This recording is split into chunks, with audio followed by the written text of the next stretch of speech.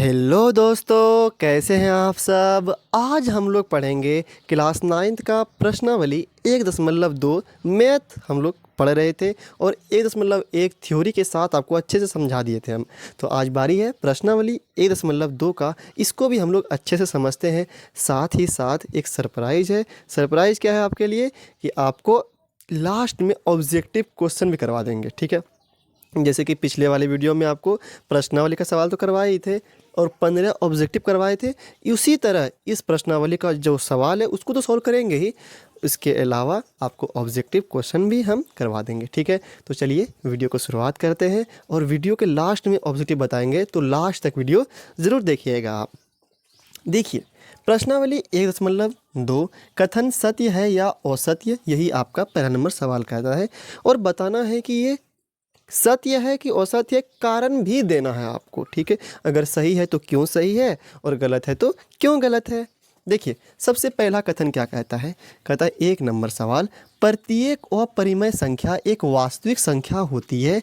बताना है ये सही है गलत है। तो पहले आपको हम वास्तविक संख्या बताए थे। वास्तविक संख्या क्या होती है भाई, बताइए तो। वास्तविक संख्या में 2 संख्या आती है। कौन कौन संख्या, एक परिमेय संख्या आती है और एक अपरिमेय आती है। मतलब परिमेय संख्या और अपरिमेय संख्या के मिलने से ही वास्तविक संख्या बनता है। ये हम पहले वाले वीडियो में अच्छा से समझा चुके थे, परिभाषा के साथ बताए थे आपको। तो बताइए, वास्तविक संख्या में कौन कौन आएगा, परिमेय भी आएगा और अपरिमेय भी आएगा। तो सभी परिमेय संख्या वास्तविक संख्या होती है, सभी अपरिमेय संख्या वास्तविक संख्या होती है। तो यहाँ पे बोला गया सभी अपरिमेय संख्या वास्तविक संख्या है, तो बोलेंगे हाँ सभी अपरिमेय संख्या वास्तविक संख्या है। तो ये कथन सत्य है, तो आंसर लिखेंगे सत्य है। कथन क्या है ये सत्य कथन है, ये सत्य है। क्या बोलेंगे, ये सत्य है। इसका कारण क्या देंगे, क्योंकि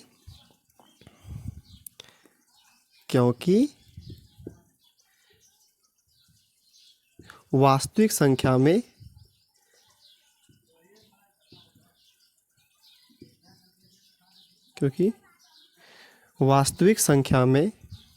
वास्तविक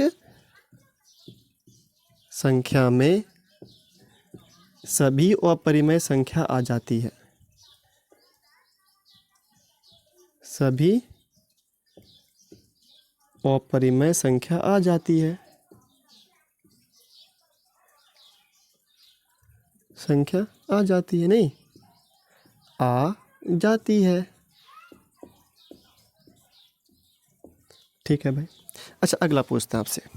कहता है कि संख्या रेखा का प्रत्येक बिंदु रूट m के रूप का होता है, जहां m एक प्राकृत संख्या है। देखिए, संख्या रेखा पे क्या होता है, संख्या रेखा ये संख्या है, रेखा है, तो यहाँ पे 0 होता है, फिर आगे में 1 होता है, फिर 2 होता है, फिर 3 होता है, इधर में -1 होता है, -2 होता है, ठीक है भाई।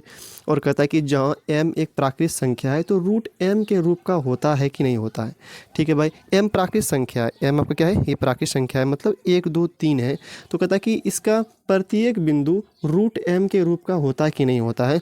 मतलब क्या सभी बिंदु, सभी इसका जो बिंदु है, क्या रूट m के रूप का होगा। तो बोलेंगे नहीं हो सकता।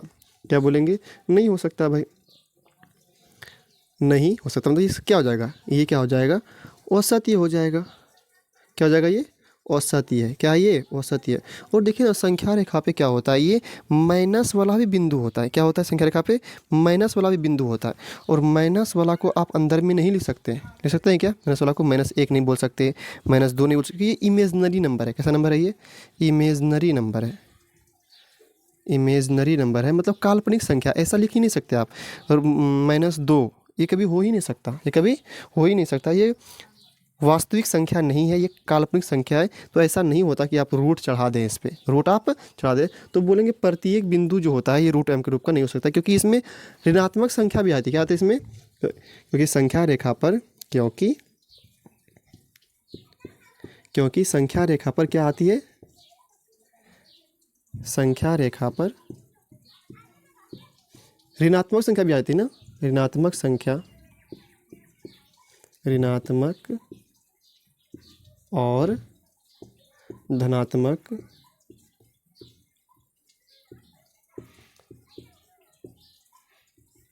दोनों संख्या होती है,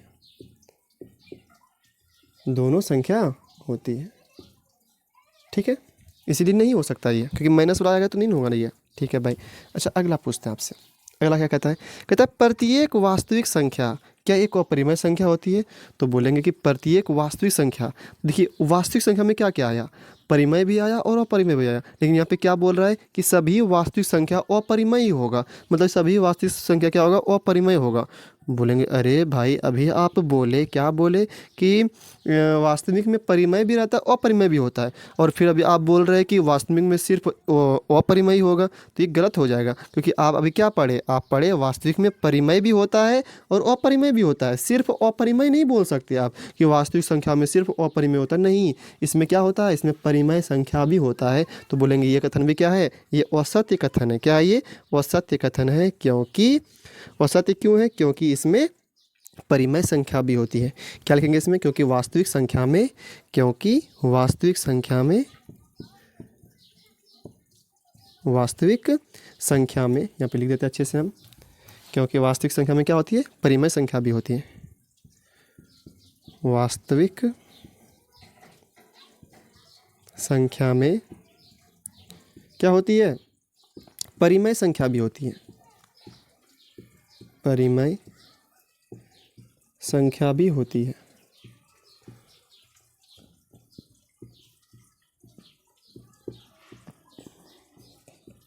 ठीक है, तो ये 3 सवाल था, तो तीनों हम आपको बता दिए, उम्मीद करते हैं आपको समझ में आया होगा। अब चलिए सवाल नंबर दूसरे पे आते हैं और अच्छे से समझते हैं। देखिए प्रश्न संख्या 2 क्या कहता है, यहाँ पे हम लिख दिए हैं। कहता है प्रश्न संख्या 2, क्या सभी धनात्मक पूर्णांकों के वर्गमूल अपरिमेय होते हैं, यदि नहीं तो एक संख्या के वर्गमूल का उदाहरण दीजिए जो एक परिमेय संख्या है। अरे भाई एक क्या हम ढेरों दे सकते हैं, हम क्या कर सकते हैं, ढेरों दे सकते हैं। जैसे आपको समझाते हैं हम, देखिए पहले तो हम सब पे लगा देते हैं, आपको अच्छे से समझा देते हैं हम, ठीक है। जैसे 1 था, √1 लगा दिए, सभी धनात्मक पे लगा रहे हैं हम, 2 दे दिए, √3 दे दिए, यहाँ पे √4 लिख दिए, ठीक है, फिर √5 लिख दिए, सब पे लगा रहे हैं, गिनती में जितना भी आ रहा है सब पे लगा रहे हैं। √6 लिख दिए, √7 लिख दिए, √8 लिख दिए, √9 लिख दिए, ठीक है, इतना हम समझते हैं हम लोग। देखिए √1 का वैल्यू होता है 1, कितना होता है, 1 होता है। √2 का तो √2 ही हो गया, √3 का तो √3 ही हो गया। अब √4 को आप क्या लिख सकते हैं, √4 को हम लिख सकते हैं 2 × 2 भाई, 2 दूनी कितना हो जाएगा, 4 हो जाएगा। तो यहाँ पे 2 को 2 बार लिखें तो ये 1 क्या हो जाएगा, इससे बाहर निकल जाएगा, तो इसका आंसर क्या होगा, 2 होगा। मतलब √4 का वैल्यू कितना होता है, 2 होता है, 2 दूनी 4 हो गया, ठीक है भाई। अब इसका कितना हो जाएगा, 5 हो जाएगा। इसका √6 रहने दीजिए, √7, फिर √8। अब फिर बात आया √9 पे, तो √9 को आप लिख सकते हैं 3 × 3, तो यहाँ पे हम 3 लिख दिए। अब देखिए ये सभी था, इसमें सब में वर्गमूल लगा दिए, रूट लगा दिए, तो जिसका अगर वर्गमूल निकल जाए, जैसे यहाँ से इससे 2 बाहर आ गया, इससे 3 बाहर आ गया, तो ये जो बाहर आ जाता है ना, तो ये होता है परिमेय संख्या। क्या होता है ये, परिमेय संख्या, ठीक है भाई। तो बोलेंगे सभी धनात्मक पूर्णांकों के वर्गमूल और परिमेय होते नहीं होते हैं, सभी नहीं होता। जैसे ये 1 नहीं हुआ, √2 तो हो गया भाई, तो √3 हो गया, लेकिन √4 ये नहीं हुआ, ये नहीं हुआ, ये नहीं हुआ। 5 अपरिमेय संख्या है, √6 पर अपरिमेय संख्या है, √7 अपरिमेय संख्या है, √8 अपरिमेय संख्या है, लेकिन ये वाला √9 ये परिमेय संख्या है। किस संख्या है, ये परिमेय संख्या है। बोलेगा क्यों परिमेय संख्या है भाई, क्योंकि इसका बाहर निकल गया, वर्गमूल इसका निकल गया 3, ठीक है। तो बोलेंगे सभी धनात्मक पूर्णांकों के वर्गमूल अपरिमेय नहीं होते हैं, ये कथन क्या है, असत्य है, असत्य नहीं होते हैं, नहीं होते हैं, ठीक है, नहीं। अगर कहता कि यदि एक संख्या के वर्गमूल, यदि नहीं तो एक संख्या के वर्गमूल का उदाहरण दीजिए, तो उदाहरण देते हैं हम भाई, देते उदाहरण, √1 दे देते हैं, √4 दे देते हैं, √9 दे देते हैं। तो ये सब क्या है, इसका उदाहरण हो गया। इसका आंसर कितना आएगा, इसका आंसर होगा 1, इसका आंसर कितना होगा, 2 होगा, इसका कितना बाहर निकलेगा, 3 बाहर निकलेगा। तो ये सभी उदाहरण है। जैसे और भी बोल सकते हैं, √16 पे वर्ग लगा दिए, वर्गमूल लगा, रूट लगा दिए, तो इसका कितना बार आ जाएगा, इसका 4 बार आ जाएगा। तो ये भी परिमेय संख्या है, √16। अच्छा 25 का बोलते हैं, √25 का, तो इसका कितना बार निकलेगा, 5 निकलेगा, 25 होता है भाई। लेकिन अगर पूछा जाए बताइए √6 क्या है, तो ये अपरिमेय संख्या, जिस पे रूट आ जाए और वर्गमूल ना निकले तो ये क्या होती है, अपरिमेय संख्या होती है। तो इसका हम आंसर लिख दिए, ठीक है, हम समझा भी दिया आपको कैसे कैसे हुआ। अच्छा अब बारी रहा सवाल नंबर 3 का। तो सवाल नंबर 3 जो है वो बोर्ड पे नहीं बता सकते हम, आपको हम कॉपी में बताते हैं, ठीक है। सवाल नंबर 3 और 4, और उसके बाद हम आपको ऑब्जेक्टिव क्वेश्चन कराएंगे। तो वीडियो को लास्ट तक देखते रहिएगा, आपको सारी बातें समझ में आ जाएगी। देखिए, इस सवाल को बनने के लिए हम एक 1.5 सुई और एक स्केल लिए हैं, और इसमें एक चांद का भी ज़रूरत पड़ेगा, तो हम चांद नहीं लिए हैं, तो हम ऐसे ही आपको बना करके दिखा देते हैं। देखिए, सबसे पहले क्या करेंगे हम, क्योंकि सवाल जो कहता है आपका, दिखाइए कि संख्या रेखा पर √5 को किस प्रकार निरूपित किया जा सकता है। तो सबसे पहले हम एक रेखा खींचते हैं, एक रेखा खींच दिए। अब क्या करना है आपको, जैसे यहाँ पे हम थोड़ा नाप लेते हैं, जैसे यहाँ पे 5 है तो 5 पहले यहाँ पे एक बिंदा देते हैं, ठीक है भाई, और एक यहाँ पे दे देते हैं। सब ये एक एक इकाई का हम लोग नाप लिए। यहाँ पे 8 के पास दे दिए, इधर भी दे देते हैं 3 के पास, 2 के पास और 1 के पास, ठीक है। तो यहाँ पे इसका नाम रख देते हैं हम। इसका नाम हुआ 0, इसका नाम हुआ 1, इसका नाम हुआ 2, इसका नाम हुआ 3, इसका नाम हुआ 4, सॉरी -1 इधर आ गया तो -1, इसका नाम हो गया -2, इसका नाम -3, ठीक है भाई। अब क्या करेंगे, चूँकि हमको √5 दिखाना है, तो सबसे पहले आपको एक चीज़ जानना होगा, हम आपको बता देते हैं। एक होता है पाइथागोरस प्रमेय। क्या होता है? पाइथागोरस प्रमेय। पाइथागोरस प्रमेय होता है, ठीक है। और ये क्या होता है भाई? ये होता है कर्ण का वर्ग बराबर लंब का वर्ग जोड़ आधार का वर्ग। आधार का वर्ग होता है, ठीक है। और ये जो काम करेगा, ये पाइथागोरस प्रमेय ये करता है सिर्फ समकोण त्रिभुज में। हम आपको समकोण त्रिभुज बना करके यहाँ पे दिखा देते हैं कि कैसा समकोण त्रिभुज होता है। देखिए, समकोण त्रिभुज उसको कहते हैं हम लोग जिसमें क्या हो, एक कोण 90 डिग्री हो। क्या हो? एक कोण 90 डिग्री हो। जैसे यहाँ पे हम बना के दिखा रहे हैं आपको, ठीक है। इसका नाम रख देते हैं। इसका नाम है ए, इसका नाम है बी, इसका नाम है सी, और यहाँ पे एक कोण क्या है? 90 डिग्री है। तो 90 डिग्री के सामने में जो भुजा होती है उसको हम लोग कर्ण बोलते हैं, और जो ये खड़ी भुजा है इसको हम लोग लंब बोलते हैं, और ये वाली आधार होती है, ठीक है। तो यही यहाँ पे कर्ण का वर्ग बराबर लंब का वर्ग जोड़ आधार का वर्ग हो गया। अब यहाँ पे आपको सवाल में क्या बोला गया है? सवाल में बोला गया है √5। क्या बोला गया सवाल में? √5। तो √5 कैसे पूरेगा? तो हमको क्या करना होगा, तो इस पाइथागोरस प्रमेय में क्या क्या मान रखना होगा जो कर्ण क्या हो जाए? √5 पुर जाए, हमको ये पुराना होगा। तो अगर हम क्या करें, अगर हम आधार का मान 2 ले ले। क्या ले ले? आधार का मान 2 ले ले, या लंब का मान 2, इसमें से कोई भी आप एक 2 मान ले सकते हैं, ठीक है भाई। तो हम आधार का अगर हम 2 मान ले ले, आधार का मान कितना ले ले? अगर आधार 2 ले ले, और ये लंब जो है, ये लंब हम 1 ले ले, ठीक है। 1 इकाई ले ले, और ये आधार 2 इकाई ले ले, ठीक है। तो आधार का 2 इकाई ले लिए, 2 का स्क्वायर। लंब का मान 1 लिए हैं, तो यहाँ पे 1 का स्क्वायर, और यहाँ पे रहा कर्ण का स्क्वायर, ठीक है। तो यहाँ पे कर्ण का जो स्क्वायर हुआ, ठीक है, तो 1 का स्क्वायर कितना होता है? 1 ही होता है। और यहाँ पे प्लस था बीच में प्लस भी दे देते हैं, और प्लस का प्लस।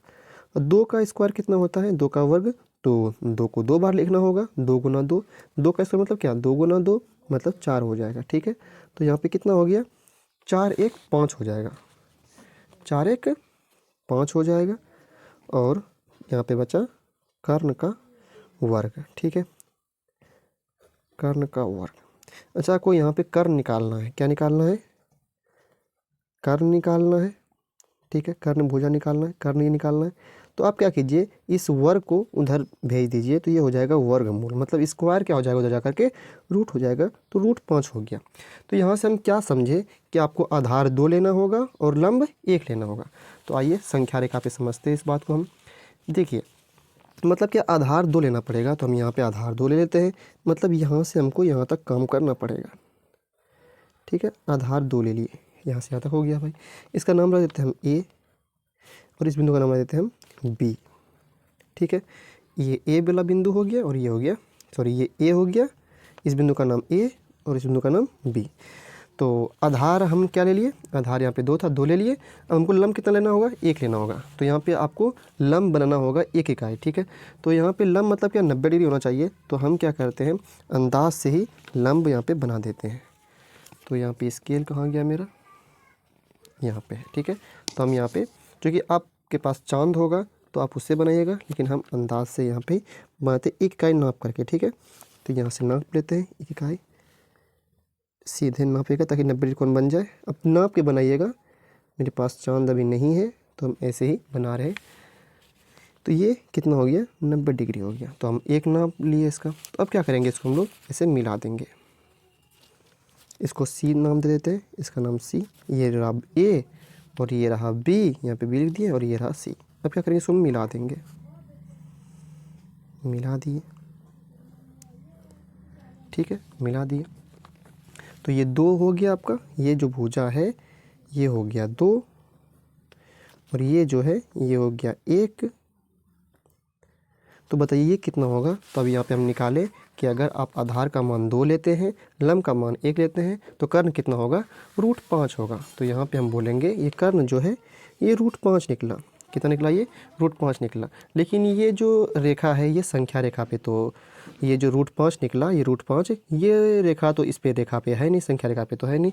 तो हम क्या करेंगे, अब इस 150 की सहायता से, 150 की सहायता से क्या करेंगे, हम AC जो भुजा है जो √5 आया है उसको हम लोग क्या करेंगे, हम संख्या रेखा पे दर्शाएंगे। देखिए हम यहाँ पे लगा दिए हैं 150। तो अब क्या करेंगे, अब इस 150 को थोड़ा फैलाएंगे। ठीक है, फैला करके क्या करेंगे, हम इसको थोड़ा फैलाएंगे और इसको नाप लेंगे। यहाँ से नाप ली बराबर, मतलब ये वाला बिंदु नाप ली। ठीक है, और इसको क्या करेंगे, हम यहाँ पे ऐसे, यहाँ पे कर ले करके ऐसे थोड़ा इधर ऐसे कर देंगे, कर दिए ऐसे। बात समझे क्या किए, यहाँ पे रखिए इसको ऐसे और ऐसे रेखा ये खींच दिए। ठीक है, तो बताइए कहाँ पे आया, यहाँ पे आया ना। तो इसका नाम रख दीजिए डी, इसका नाम हम क्या रख दिए, डी बिंदु रख दिए। ठीक है भाई, तो ये जो √5 था, तो ये जो आप खींचे ये वृत्त का खींचे, क्योंकि अगर आप यहाँ पे ऐसे समझिए, देखिए अगर यहाँ पे ऐसे अगर हम खींचे, रुकिए हम खींचे दिखाते हैं आपको। जैसे यहाँ पे हम एक खींचते हैं, वृत्त खींचते हैं, रुकिए तो इधर दिखाते हैं बना करके आपको।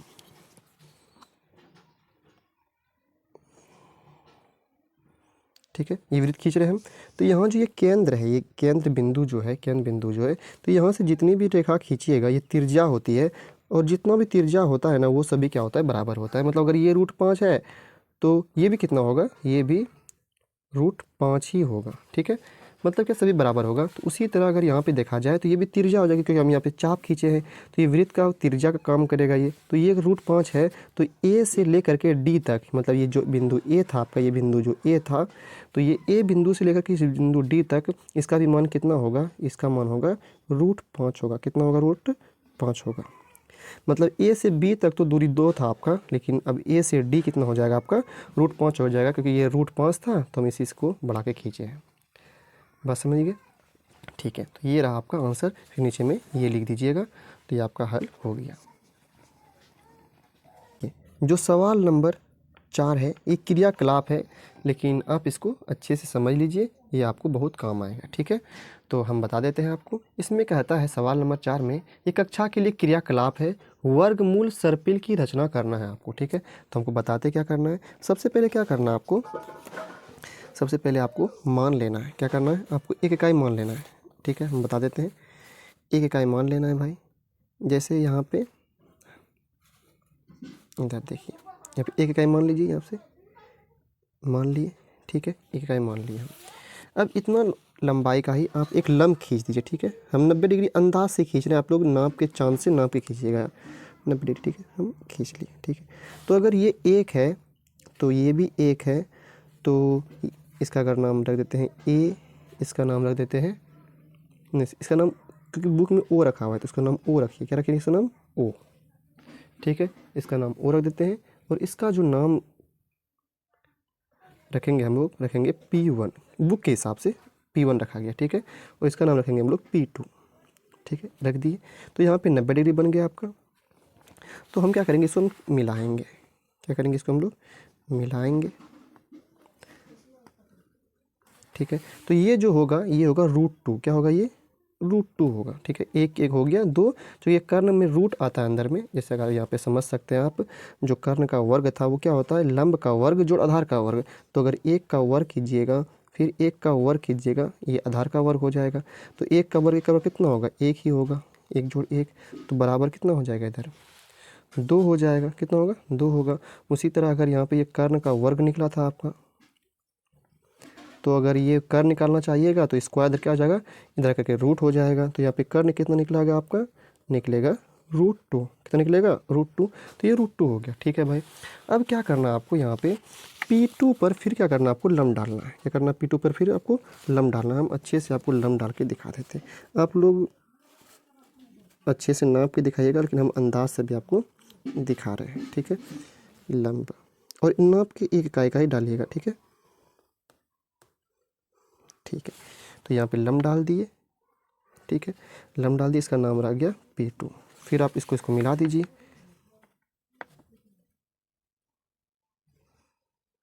इसको मिला देते हैं। ठीक है, तो अब ये जो बना ये एक इकाई था और ये √2 था, तो ये जो होगा वो होगा √3। कितना हो जाएगा वो, ये हो जाएगा √3। ठीक है, फिर यहाँ पे क्या कीजिए आप, फिर एक लम डालिए।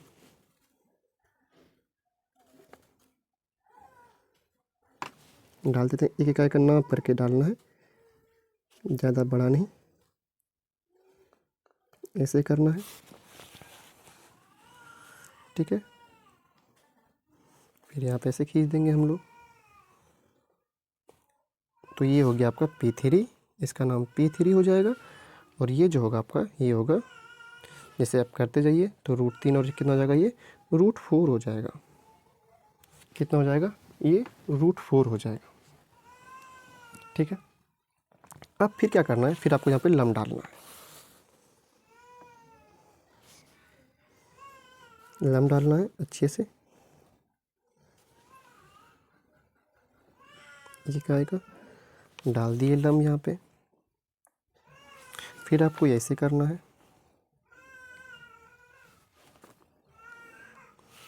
तो ये क्या हो जाएगा, ये हो जाएगा P4, और इसका मान क्या आ जाएगा, √5 आ जाएगा। फिर आपको यहाँ पे लम डालना होगा।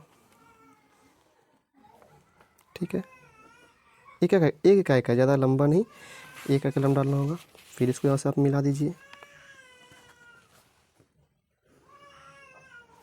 ठीक है, तो ये लम डाल रहे हैं हम लोग, तो ये P5 हो जाएगा। फिर यहाँ पे लम डालना है, ज़्यादा नहीं, एक इकाई का। ठीक है, नाप करके। तो यहाँ पे फिर लम डाल दिया आप, तो यहाँ पे भी इसका नाम रख देंगे हम लोग P6। फिर इसको मिला देंगे। फिर सर्पिल बन रहा है, क्या बन रहा है, ये सर्पिल बन रहा है। ठीक है, फिर क्या करेंगे, फिर यहाँ पे लम डालेंगे 90 डिग्री का। यहाँ पे लम डाल दिए, और ये तो मेरा अच्छा बड़ा हो गया, क्योंकि नाप के हम करना होगा हमको यहाँ तक। सॉरी, ये थोड़ा ज़्यादा बड़ा हो गया, यहाँ तक आ रहा है। एक इकाई एक ही नापना आपको। ठीक है, तो हम यहाँ पे थोड़ा इसको ऐसे कर देते हैं, मिला देते हैं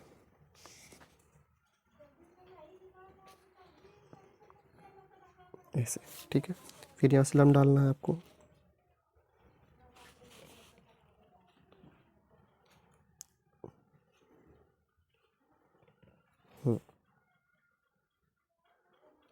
नाप करके एक, फिर आपको ऐसे मिलाना होगा। तो ये जो लम डाल रहे हैं आप, तो इसे डालते जाइएगा। तो ये P6 हो गया, ये P7 हो गया, फिर P8 हो गया। फिर यहाँ पे ऐसे अगर लम डालिएगा, फिर यहाँ पे इसको ऐसे मिलाना होगा। ये P9 हो गया, फिर इसको ऐसे करना होगा, लम डालना होगा। फिर इसको ऐसे यहाँ से मिलाएंगे हम लोग, यहाँ पे हम यहाँ से मिला रहे हैं। ठीक है, फिर ये P10 हो गया, फिर यहाँ पे लम डालना होगा, फिर इसको ऐसे मिलाना होगा। तो ये क्या हो गया, P11 हो गया। बस समझे, तो ऐसे ही करना होगा आपको। ठीक है, तो ये सवाल का आंसर भी हो गया।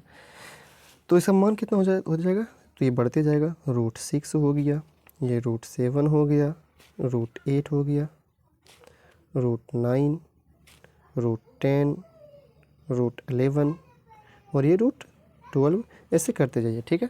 तो ये पूरा बन जाएगा। इसे और भी कर सकते हैं हम।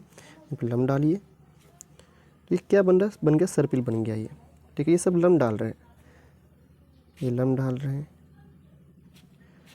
तो फिर √12 हो गया। फिर और डालेंगे लम यहाँ पे, तो फिर से मिलाइए, √13 हो गया ये, ठीक है। नहीं, √13 तो यहीं पे हो गया आपका।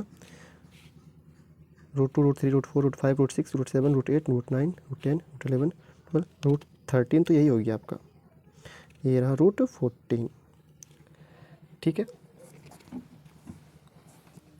तो ऑब्जेक्टिव शुरुआत करते हैं। सबसे पहले ऑब्जेक्टिव क्वेश्चन में है सवाल नंबर 1। पढ़िए तो क्या कहता है। सवाल नंबर 1 कहता है पाई एक डैश संख्या है, तो बताना है आपको कि पाई कैसी संख्या है। ऑप्शन ए में है परिमेय संख्या है, ऑप्शन बी में अपरिमेय है, ऑप्शन सी में पूर्णांक है, ऑप्शन डी में प्राकृत संख्या है। तो आपको हम बताए थे, बहुत बार बताए हैं, पाई क्या है। पाई एक अपरिमेय संख्या है। क्या संख्या है ये? पाई एक अपरिमेय संख्या है। तो ऑप्शन नंबर क्या हो जाएगा? बी इसका सही हो जाएगा, इरेशनल नंबर है। तो चलिए अगले सवाल पे आते हैं। सवाल नंबर 2।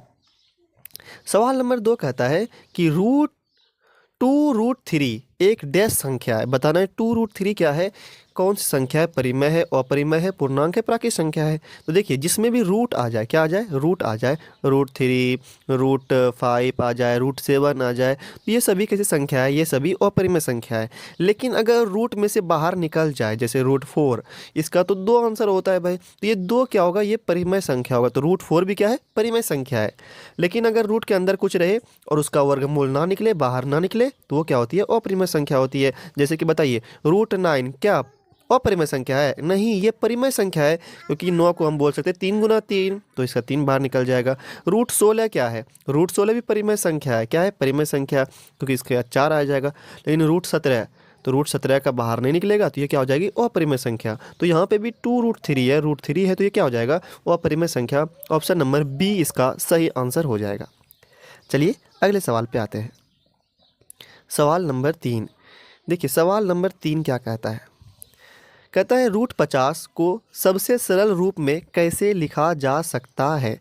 देखिए √50 है, क्या है? √50 है, तो आप 50 को आप लिख सकते हैं 2 × 25। क्या लिख सकते हैं आप? 2 × 25 लिख सकते हैं। मतलब क्या? √2 हो गया, और 25 का कितना बाहर निकल जाएगा? रूट के अंदर में 25 है, कितना आ जाएगा बाहर इसका? 5 × 5 होता है 25 भाई, तो इसको यहाँ पे बाहर आ जाएगा 5। कितना आ जाएगा बाहर? 5। तो 5√2, 5√2। तो ऑप्शन नंबर ए ही सही आंसर हो जाएगा, 5√2, ठीक है। क्योंकि 5 × 5 कितना होता है? 25 होता है, तो 25 से कितना बाहर आ जाएगा? 2 में 5 में से 1 5 बाहर आ जाता है, ठीक है। तो 5√2 हो जाएगा इसका आंसर।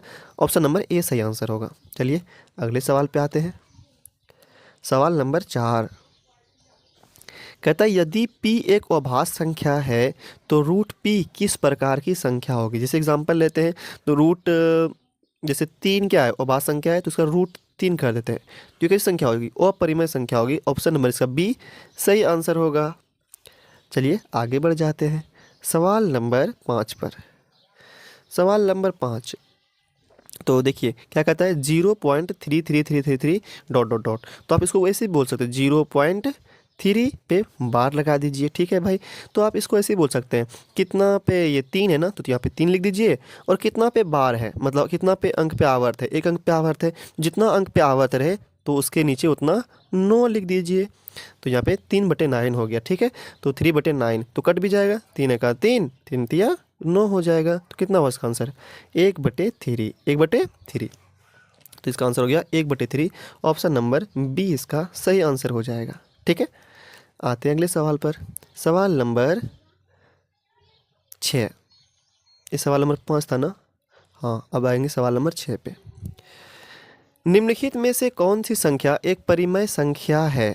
तो √2 आ गया, ये तो अपरिमेय संख्या है। पाई भी अपरिमेय संख्या है, √3 भी अपरिमेय संख्या है। तो ये 1 2 1 2 1 2 ये क्या है? ये एक परिमेय संख्या है। ऑप्शन नंबर इसका सी सही आंसर हो जाएगा, ठीक है।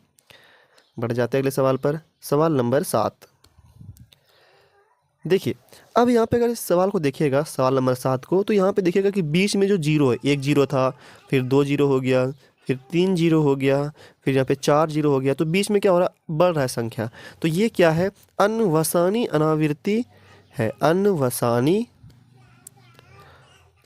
अनावृत्ति, अनवसानी अनावृत्ति है, ठीक है। और ये क्या होती है, ये एक अपरिमेय संख्या, किस संख्या ये एक अपरिमेय संख्या। अगर ऐसा रहे कि बीच में बढ़ रहा हो अंक और अंक निश्चित नहीं है, तो ये क्या हो जाएगी, अपरिमेय संख्या हो जाएगी। तो ऑप्शन नंबर बी इसका सही आंसर होगा, अपरिमेय संख्या ये अनवसानी अनावृत्ति दशमलव संख्या ये, ठीक है।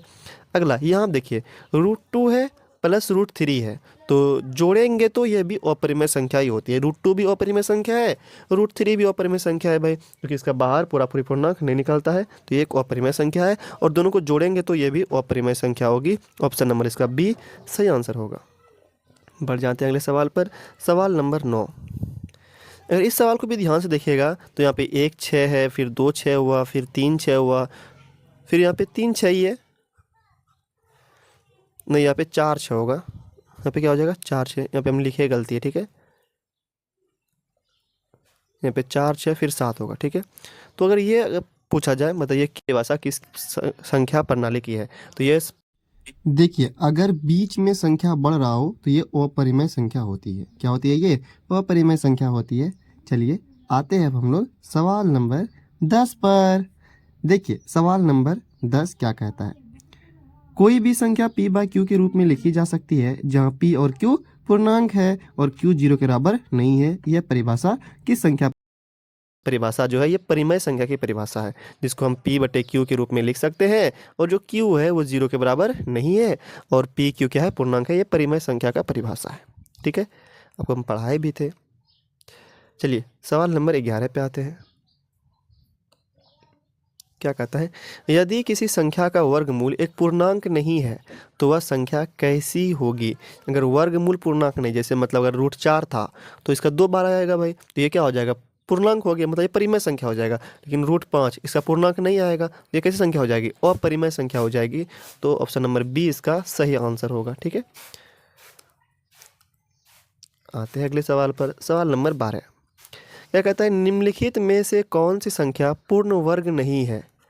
कौन सी संख्या क्या है, पूर्ण वर्ग नहीं है। देखिए 16 का तो 4 आ जाएगा, √16 कितना हो जाएगा, 4 आ जाएगा। 25 से कितना आ जाएगा, 5 आ जाएगा।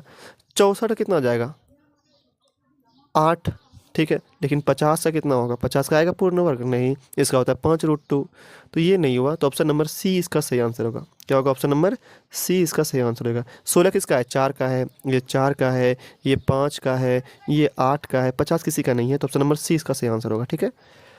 आगे बढ़ जाते हैं, सवाल नंबर 13। कहता है यदि n एक सम संख्या है तो n² हमेशा होगा। जैसे एग्जांपल के तौर पर अगर 2 ले लिए, n के जगह पे 2 ले लिए, तो 2 का स्क्वायर क्या होगा, 4 हुआ भाई, तो 4 क्या हो जाएगा, सम संख्या होगा। जैसे एग्जांपल और लेते हैं, जैसे 6 ली, 6 क्या है, सम संख्या है, इसका स्क्वायर कर दिए क्या हो जाएगा, 6 का स्क्वायर 36, तो ये भी क्या है, सम संख्या है। तो हमेशा सम संख्या ही होगा, क्या होगा, हमेशा सम संख्या होगा। चलिए अगले सवाल पे आते हैं, सवाल नंबर 14। क्या बोलता है सवाल नंबर 14, निम्नलिखित में कौन सी संख्या पूर्णांक है। पूर्णांक मतलब क्या, गिनती में आना चाहिए। -1 -2 -3 ये आ गया, 0 आ गया, 1 2 3, गिनती वाली संख्या 0 और ऋणात्मक संख्या के समूह के कहते हैं हम लोग पूर्णांक संख्या कहते हैं। तो -5 ये पूर्णांक संख्या है। अच्छा 1.5, 1.5 ये पूर्णांक है, ये पूर्णांक नहीं है। √3 पूर्णांक है, नहीं है। पाई है, नहीं है। तो ये -5 ये पूर्णांक है, तो ऑप्शन नंबर ए ही इसका सही आंसर होगा, ठीक है। अब सवाल नंबर 15, लास्ट सवाल है ये शायद। एक संख्या जो ना तो परिमेय होती है और ना ही पूर्णांक होती है उसे क्या कहते हैं। तो जो परिमेय संख्या नहीं होती है उसे क्या कहते हैं हम लोग, अपरिमेय संख्या कहते हैं। क्या कहते हैं उसको हम लोग, अपरिमेय संख्या कहते हैं, ठीक है। ऑप्शन नंबर इसका सी से आंसर हो जाएगा, अपरिमेय संख्या, ठीक है। तो ये था 15 ऑब्जेक्टिव। तो उम्मीद करते हैं ये वीडियो आपको पसंद आया होगा। वीडियो पसंद आया हो तो वीडियो को लाइक कर दीजिए, चैनल को सब्सक्राइब कर दीजिए। फिर मिलेंगे हम लोग प्रश्नावली 1.3 के साथ।